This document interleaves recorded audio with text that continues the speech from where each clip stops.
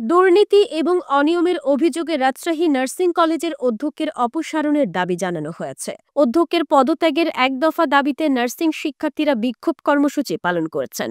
সোমবার সকাল 11টা থেকে প্রশাসন ভবনে তালা মেরে বিক্ষোভ করেন শিক্ষার্থীরা। বিকেল 4:15 পর্যন্ত বিক্ষোভ করেন তারা। এই সময় বিক্ষুব্ধ শিক্ষার্থীরা অভিযোগ করে বলেছেন, কলেজের দুর্নীতিগ্রস্ত আওয়ামী লীগপন্থী অধ্যক্ষ ফজলুর রহমান বিভিন্ন অনৈতিক এবং দুর্নীতিমূলক কার্যকলাপের সঙ্গে যুক্ত থাকায় কলেজের স্বাভাবিক পরিবেশ বিনষ্ট হচ্ছে। তিনি হোস্টেলে পরিদর্শনের নামে বিনা অনুমতিতেই যখন তখন মেয়েদের কক্ষে প্রবেশ করেন, শিক্ষার্থীদের সঙ্গে বিভিন্নভাবে বিদ্বেষমূলক আচরণ করেন।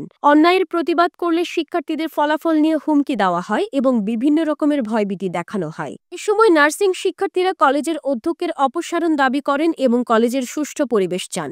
কলেজ অধ্যক্ষের অপসারণের দাবিতে আয়োজিত এই বিক্ষোভ কর্মসূচি চলাকালে অনুষ্ঠিত সমাবেশে রাজশাহী নার্সিং কলেজের তৃতীয় বর্ষের শিক্ষার্থী জহিরুল ইসলাম, আব্দুল্লাহ আল কাফি, চতুর্থ বর্ষের শিক্ষার্থী আতিকুর রহমান এবং মিজানুর রহমান সহ আরও অনেকেই বক্তব্য রেখেছেন। পরে ড্যাবের সাবেক জেলা সভাপতি ডাক্তার ওয়াসিম আন্দোলনকারী শিক্ষার্থীদের সাথে কথা বলেন। তিনি নার্সিং কলেজ শিক্ষার্থীদের সমস্যার সমাধানের আশ্বাস দিলে বিকেল 4:15টার দিকে তারা কলেজের মূল ফটকের তালা খুলে দেন। তালা খুললে অবরুদ্ধ কর্মচারী এবং শিক্ষকেরা নার্সিং কলেজ থেকে বের হন।